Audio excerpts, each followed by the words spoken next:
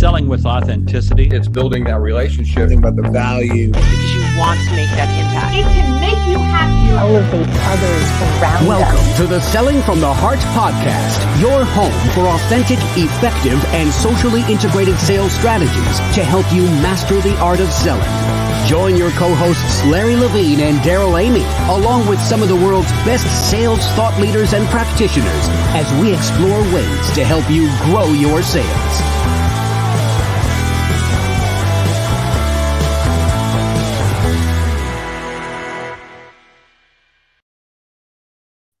Hello and welcome back to the Selling from the Heart podcast. Your co-host Daryl Amy here today with Larry Levine. What's going on, Larry? Hey, it's so good to see you. 2 shades of gray, Daryl. Love it. Absolutely. Hey, it is 2022. We are well in motion.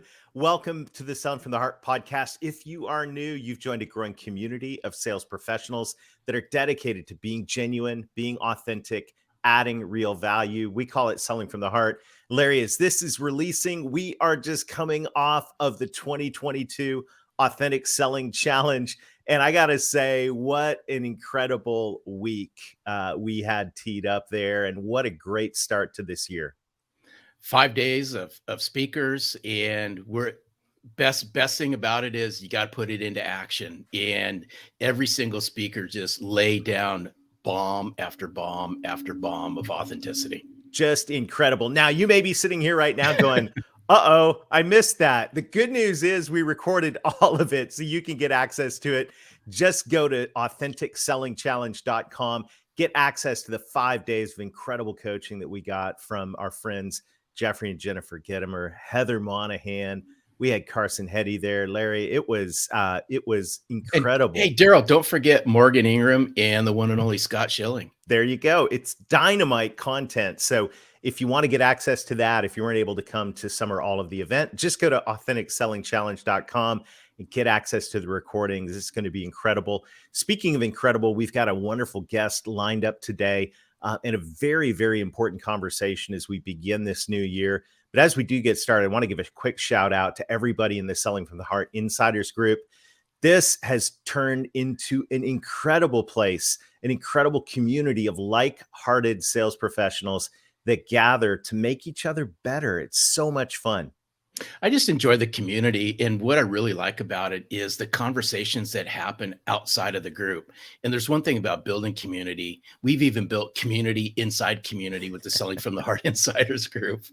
That's right. So if you're sitting there and you're going, man, I wish there were more people that believed like I do sitting inside my bullpen. I wish I could surround myself with more people that want to be authentically successful, then you need to join us. Go to sellingfromtheheart.net/insiders. You can actually join the insiders group free for 30 days right now and come and meet people that I think are going to become some of your best friends and allies out there. sellingfromtheheart.net/insiders.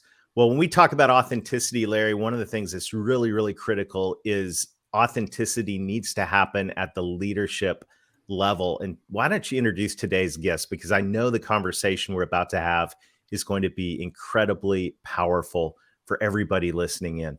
No, I mean, I can't wait for everyone to meet Rob Jeppsen. But, I'm a big believer that at a leadership level, if you want your sales team to sell from the heart, you have to be willing to lead from the heart. And I know that's going to just tie into a great conversation. I love Rob. I've loved get to know him. We're both kindred Dodger fanatics. So I know we're not here to talk sports. We're here to talk about authenticity and leadership. But Rob Jeppsen, welcome to Selling from the Heart. Larry, Daryl, thanks so much for having me, man. What an awesome show. What a great opportunity to be with you. Pumped for the conversation we'll have. Grateful for the contribution you make to the selling community. Thank you so much for having me. Awesome. It's going to be so much fun. And as we get started though, Rob, you know the question that every guest on the Selling from the Heart podcast answers, and that is, what does it mean to you, Rob Jeppsen, to sell from the heart? Yeah, I think it's a super important question. I think it's one, if you get that right, it will change your career as a salesperson.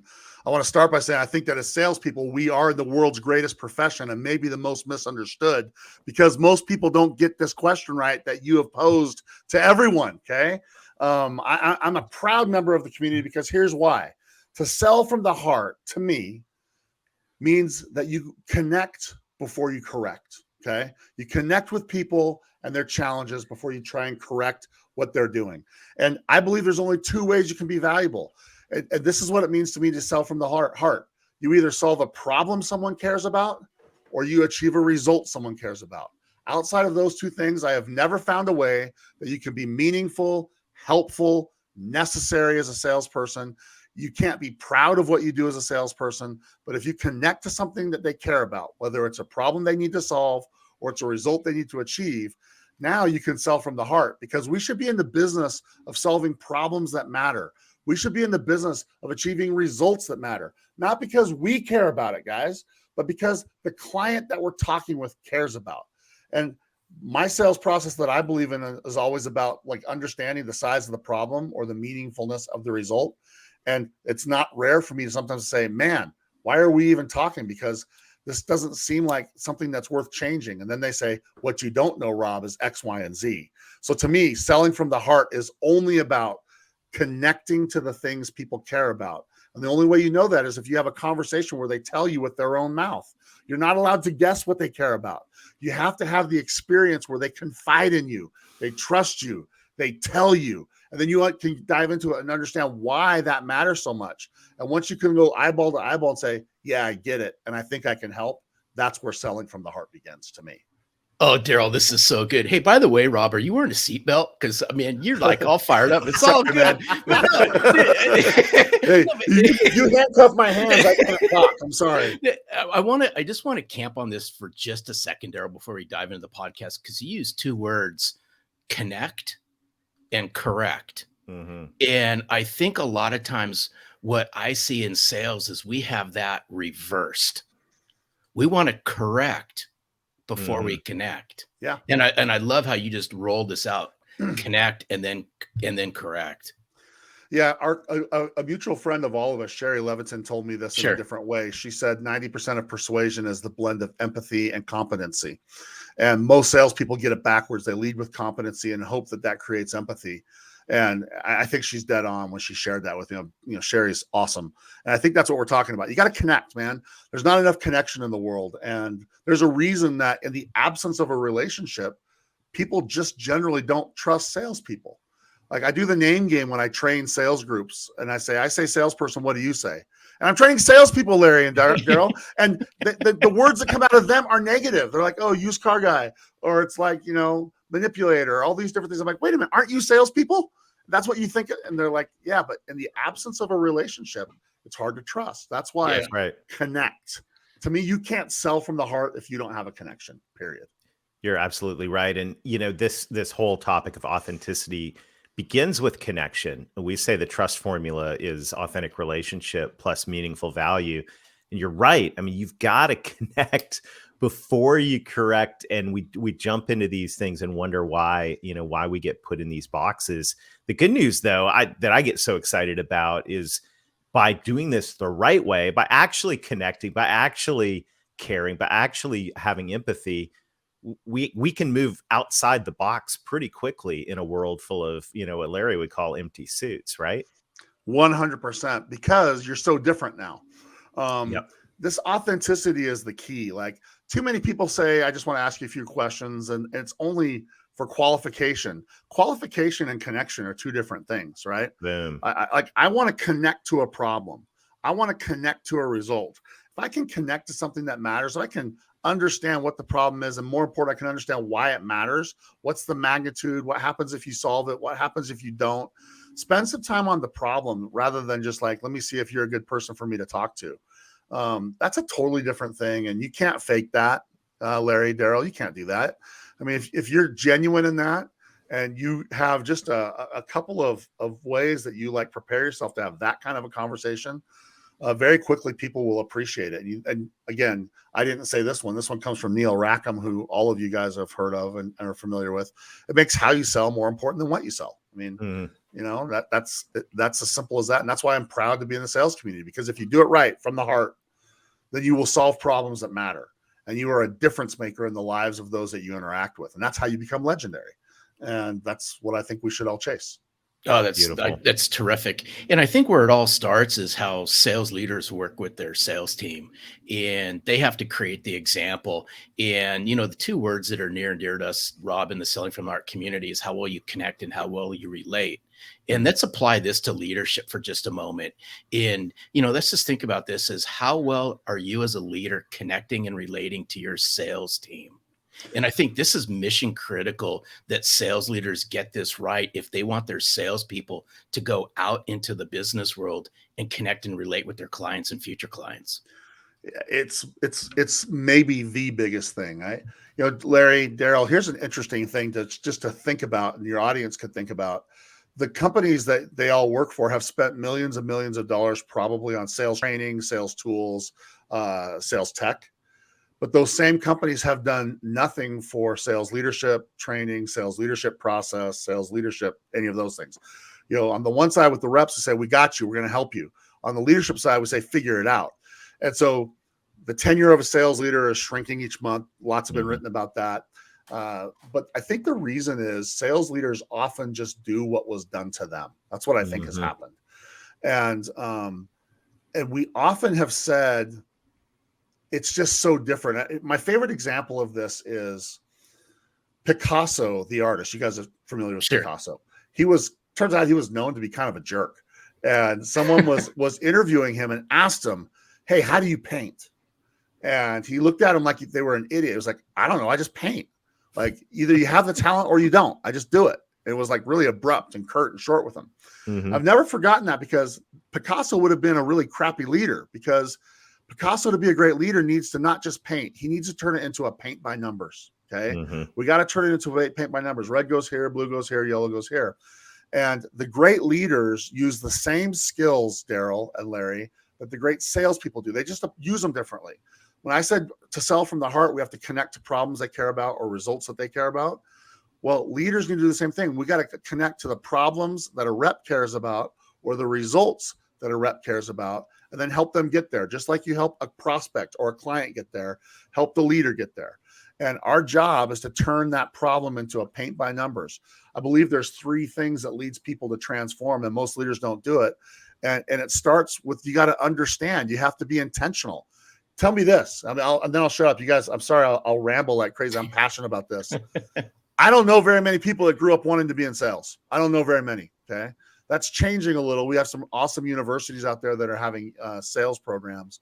But man, for me, I was going to be the first baseman for the Dodgers. I was going to be the next Steve Garvey. And that didn't work out for me. And I ended up with a marketing degree, having been accepted to law school, and I decided to do sales almost on accident. So here's what I would say, okay? Okay. Oh, man. Yeah. Share my story. Hey, there's some familiarity. Except for the Dodgers thing. I was no, dude, we got to win you over to Dodger Blue. It's not just blue, it's Dodger no, Blue. not where Daryl's from. That doesn't happen. Sorry, I digress. No. It's fine. Here's my point. I believe most of us are accidentally involved. That's what I think. I think we're mostly accidentally involved, but we got to be intentionally successful. And if we can be intentionally successful, then we can help others be intentionally successful. And that's that lens that I like to look through. And I had one of my very favorite sales leaders just a couple of weeks ago tell me, Rob, I'm really nervous about being a sales leader. I coach a lot of sales leaders now. That's what I do. And I said, why? He said, I never had that difference maker in my life that helped me. And so I actually took it to LinkedIn. I did a poll on it, and I took it to my customers, and I talked to them. And I find that most sales leaders tell me, in retrospect, I didn't have that leader that was a difference maker. There's about 25, maybe 30% of the time that I see that it's happened. But most of the time, they're like, I just had to figure it out. And so if you can be that kind of leader that says, I'm going to be a difference maker. I believe that the role of a leader is to create life-changing years for the people they lead. That's what I think the role of a leader is, to create life-changing years for the people you lead. Create an environment where the motivated can succeed. Not to motivate them, but create an environment where the motivated can succeed. That's when you start to have this impact where you can like help people do more or do it faster than if they'd ever been left on their own. So I'll shut up, but that's what I think. Leadership's so critical right now. And yeah, just footnote, by the way, I was the accidental sales rep who's going to go to law school. There you go. Found myself making more money a couple years into sales. Then I was like, I'm going to stick around. This is pretty awesome. Yes, sir. But this is, to be successful in sales, and certainly as a sales leader, is anything but accidental, right? This is where you may have found yourself here by accident, but you're not going to succeed by accident. And this is especially true for leaders. When you think about, and we're sitting here at the beginning of a brand new year as this is being released, and a lot of people are thinking about personal development. And of course, salespeople, we want to think about a personal development plan for each of ourselves. As a sales leader, what do you think a sales leader should be thinking in terms of their own personal development plan for 2022? Really good question. For the personal development plan for a sales leader, the first thing that I would say is I want to get good in the people development business. That's what I have to get good at. I think our role as a leader, it's real simple. We have to help people improve. Let's go back. Whenever I start working with a group, I always start with role, because role is what drives how you spend time and what tools you use. Fair to say? Yep. Sure. So when I ask what's the role of a rep, it's easy. Their job is to produce, so I can help them do that. But when I ask a leader, what's your role? I get tons of answers, Daryl, tons of answers. And the simple answer, it's to reproduce. And I try and do it kind of jokingly. I want you to reproduce with your salespeople, and they always laugh, right? What I'm saying is I want you to reproduce skills, and I want you to reproduce leaders. And so a rep has an outcome-oriented role. I believe a leader has a growth and improvement related role. And if we can accept that, then we should say, okay, what are the high value activities and skills that support that? People development. There's only 3 places that sales leaders interact with their reps. Number 1 is helping them win deals. There's a difference between winning it for them and coaching them on how to do it. Don't be a crutch, be a coach. Number 2 is that whole people development deal. Do you have a coaching process? Everybody has a sales process. I find very few people that have a coaching process. Those that do, they outperform by orders of magnitude, Daryl, Larry, okay? So I would build a coaching process. And it can't be just like you don't say to a prospect as a salesperson, I'm just checking in. You don't just check in. Think about your favorite basketball coach. When they call timeout in a game, they don't look at the team and say, just checking in, how you feeling out there, okay? They don't do that, okay? They don't say, hey, guys, if you need me, you know where to find me over here on the sidelines. Those basketball coaches call timeout intentionally, right? Because they are in the growth and improvement business. That coach can't go out on the floor and say, yeah, I was an All-American or I was an NBA All-Star. I'm going to make the next shot. Coach can't put themselves in the game. They got to be on the sidelines and get the others to perform on the field. That's an area, if you're a sales leader, you got to get that figured out. Don't feel like you can put yourself on the floor. When I ask them, I ask them who their favorite basketball team is. Okay. Did your coach play? Yeah, they did play. How often do you see them put themselves in to get that big rebound or take that last shot? And then they laugh like you guys did. I'm like, but you just did that last week. You just tried to do that. And they're like, dang. Right? Yeah. The last place is most sales meetings suck. And the lens that I would tell you is start having better meetings that people would buy a ticket to attend. Those are the 3 places: opportunities, winning opportunities, individual growth. And then you do have these sales meetings, and most of the time they don't help people improve. And if you're going to be a leader, I'd get good at those 3 things next year. It reminds me of a couple I's, Daryl. It's influence and impact. And it's what influence and what impact are you having on your sales team. And here's what would be interesting. This would just be, I'm just throwing this out just for pure conversation, because I think I would love to know the answers. You ever I wonder what would happen if you asked a group of salespeople, how would they define a sales leader and what would that look like? What do you think would be said, Rob? I'm just curious. That's a really good question. You're seeing me pause for a second, which is very good, Larry. That's hard to do sometimes. Let me start with some data, and then let's see where maybe the 3 of us can kind of go down see where the white rabbit goes, to use a matrix term. Okay. Daryl, I like you. It's good. Yeah, I know. We're getting along really well. Study was done a couple years ago, so it's 2 years old. It's still close enough that I think it's relevant. 83% of sales managers were asked, worldwide study, how good are you at coaching and people development? and 83% self-identified as awesome. I'm really good at it. I got it on lock. Okay. We asked the reps that worked for these same leaders, how good are the one-on-ones you receive? Any guesses what the answer was? Are you talking percentage wise, Rob? Yeah, percentage wise. So 83% of the leaders said they're good. What percentage of the reps said that what they got was helpful?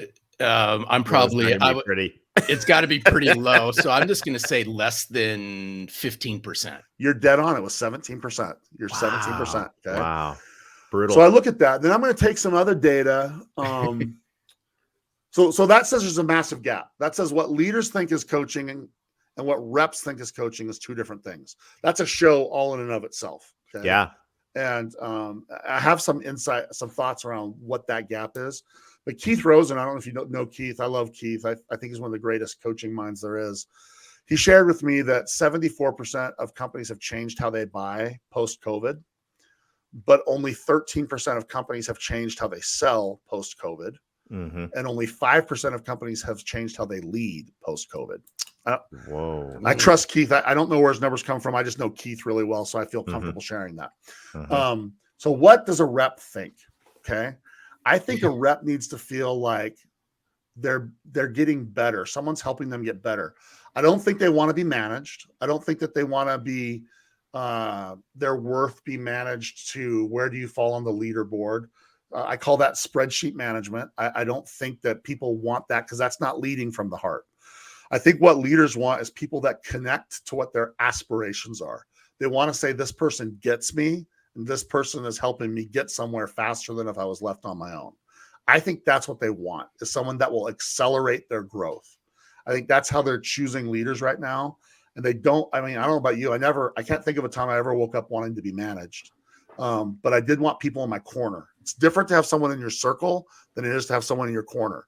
They want leaders that are in their corner, that have their back and are helping them grow faster than they're left on their own. It's a long answer to the question. That's what I think it is, Larry.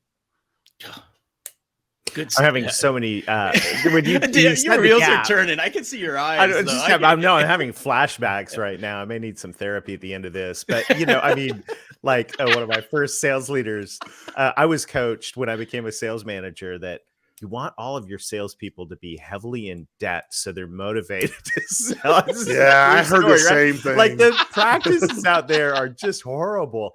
But I think it's just like a salesperson manipulating a prospect. That's a leader manipulating. Yeah. It's not selling or leading from the heart. Yes. And I think that right there is exactly, if that's the way you sold, and maybe that's the way you manage, right? And this is where, well, a lot of us, in the Selling from the Heart community are going through this transformation, if you will. They're unlearning a lot of things. I think the older I get, the more I realize that I don't need to learn things. I need to unlearn a lot of things. We've got a lot of things that we need to unlearn. You said earlier that people manage the way they were managed. And let's just be honest.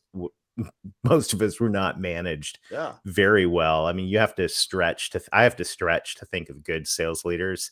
And quite frankly, I can only think of one in my entire sales career. And aren't you lucky you had one?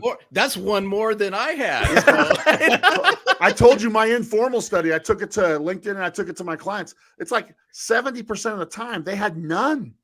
And so you're lucky you had one, Daryl. Well, that's good. I'm really thankful. Shout out to Carrie Butler. And I want to say though, the reality is if most sales leaders come into leadership, obviously, because we could sell well. And the reality though, is if you were selling by manipulative tactics, and you're going to lead by that same way. So this is the wake up call to go, okay, what does it mean to lead from the heart? How can I take the same type of philosophies and mindset that we've been talking about here on the Selling from the Heart podcast for years now, and apply those to my salespeople and truly, truly care about them as human beings? And I love what you're saying is connect before you correct. And most sales leaders I've had correct. Yeah. And it's like, you don't hit your number, you're dead to me. That type of thing. The reality here is there's there's as much as there's a personal development plan that I think we all need to grow as leaders. There's a gut check moment that I think we need to have on a regular heart check moment that we need to have on a regular basis. Daryl, Larry, I got what you just said stimulated a thought that I really want to share for your listeners. This will be really good for your leaders that are listening. As I work with leadership teams, again, I work with high performing leadership teams all around the world. Okay. In every different industry, it's tech and it's finance and it's manufacturing, it's industrial. I work with all of them. I have found that the elite sales leadership teams have two things in abundance that the average ones don't have. Okay. The first one is trust. The second one is results. And you can't have one without the other. You can't have tons of trust and no results, or else you're going to get fired. And you can't have tons of results and no trust, or else people will quit on you. And then you're going to get fired. Okay. And 3 C's of trust, 3 things that create results might be a good thing to leave them with. Trust is 3 C's. It's your character. I don't need to talk about that because either you have it or you don't. Mm-hmm. It's your competency. That means, can you do the job that you're actually trying to help them do? And the last one is your connection. Do I believe that the leader has my best interests in mind? Those 3 things are the 3 C's of trust: character, competency, connection. Those are built through experiences. Create experiences that demonstrate your character, demonstrate your competency, and build connection. Okay. The 3 ways that you'll get results. Number 1, they need clarity of what's expected, but more important, clarity on the step-by-step process that will help them get there. We want to create well-lit pathways for success in this mist of fog. Okay. Number 2, we need empowerment. A lot of people talk about accountability. I talk about empowerment. You know, we want to make it very clear what's expected and how to get there, but we want to have empowerment. We want to understand what's your plan, what's your ambition, and then we want to create commitments that will help us get there. And then the third one is you need elite levels of support. What I mean by that is the standard level support is, hey, Larry, if you need anything, you know where to find me. Hey, Larry, I'll catch you next time in our next one-on-one. If you got any questions between now and then, doors always open. That's average levels of support. You know, there's 3 of them. It's done for you, which you don't want to do. It's do it yourself, which you don't want to do. You want it done with you. That's what the elite level support, done with you. We're in a journey together. I'm your Sherpa that's going to help you get there. You're going to summit that Mount Everest, but I'm going to be that Sherpa that helps you get there. If you have those 2 things, trust and results, 3 C's of trust, 3 elements of results, I have seen it every time. That's when the elite leaders shine. Beautiful. You know, this is so golden. And just as I was listening to what you were saying, and I would encourage all the sales professionals out there that are listening. This would be a good opportunity to rewind this, play it back again, and double down on the note taking, because there's a lot of nuggets you drop, Rob. And all of us have been on podcasts, you know, over the course of this past year. And I'm always asked this question, you know, what would you have done differently in your career if you look back on it? And I say the same thing all the time. I wish I would have had somebody who would have been my coach as opposed to my manager. And I didn't learn anything about coaching or hiring a coach till the latter parts of my career. So, you know, Daryl's a great coach. Rob, you're a great coach. We're all, you know, people who listen to the Selling from the Heart podcast and are part of our community. They are high achievers. But if you're not seeing that inside your team, it's us as individuals. Go find that coach to help you become better. That'd be my encouragement as you listen to this podcast. Great advice, Larry. The top performers in whatever it is, baseball, music, art, sales, whatever, they invest in coaches. And I love that you said that. That's my answer every time. I would have learned to take charge of my career. Yes. And I would have found coaches. Yeah. I didn't do that till later. I won't even talk about how much I spent on coaches now because it's the best money I ever spend. Absolutely. Well, Rob, what a gift. Thank you so much for investing in us today. And we'll put your contact information in the show notes. Everyone will want to connect with Rob. And you're a true Selling from the Heart friend. And Rob, we just thank you for investing in us today. And we wish you an incredible 2022 as you continue to spread the word. Daryl, Larry, thanks to both of you. Again, thanks for what you do for our sales community. It's a big thing you do. And to all of your listeners, go make 2022 the best year of your career because you're in charge and you can do it. Oh, that's good stuff. I love it. Thank you, Rob. Well, Larry, Oh, what a powerful and important conversation. I think this is a really critical conversation right now. It really struck me, that research between, oh, yeah, I'm a great coach, and salespeople going, well, you maybe not. This is a time where, as sales leaders, we need to invest. And this is true for every single person, whether you're a sales leader, whether you're a sales professional that may actually end up being a leader someday. These principles are the same in terms of making the investment in becoming better at what you do. And some sales professionals out there, it's cool. Leaders have coaches, sales professionals Yep. have coaches. Larry, you and I have coaches. This is, in high performance arenas, you get a coach or coaches. And I think that if there was one thing that every listener, whether you're a sales professional or a sales leader, could do in 2022 to take things to the next level, is do what we all wish we'd done earlier in our career, and that is get coaches. And if you're that leader, it's time to really become a great coach. So 8 out of 10, 9 out of 10, 10 out of 10 of your team members would go, yeah, this person made a difference in my career. So good. Yeah, I look back on my career as we wrap this up is, you had the number one that came up as in our conversation with Rob. Unfortunately, I didn't have one. I had a lot of sales managers. Sometimes I'd say a lot of dysfunctional sales managers. So, sales professionals out there, I'd encourage you, just double down, on yourself. If you find yourself in an environment with a sales manager, invest in a coach, find somebody to help you lead yourself better, lead up on your team, and watch what starts to happen. So fantastic. Well, hey, if you want to find a group of like-hearted sales professionals and sales leaders, we got a ton of sales leaders inside the Selling from the Heart Insiders group. And this is a group of people that share these values that we're talking about today, that want to become better. And as our coach, Dave Sanderson, says, proximity is power. So get close to other like-hearted people, and you're going to find a new level of power and effectiveness that you didn't have before. So just go to sellingfromtheheart.net/insiders, or click the link in the show notes below, and you can actually come hang out with us for 30 days, absolutely free. Give it a try. I think you're really going to appreciate it. Larry, I'm excited about this year. I'm excited about all that we have ahead. We've got an incredible roster of guests, and we're going to have some exciting new things to announce for our sales professionals and sales leaders here in the months to come. So stay tuned. And one thing is for sure, Larry, everyone out there has our commitment that we're going to continue to invest in helping people develop authentic success this year. And I'm so excited about all that's ahead. Yeah, the movement's growing. Let's just keep it going. That's right. So till next time, keep being genuine, keep being authentic, keep adding real value, invest in a coach, and most of all, sell from the heart.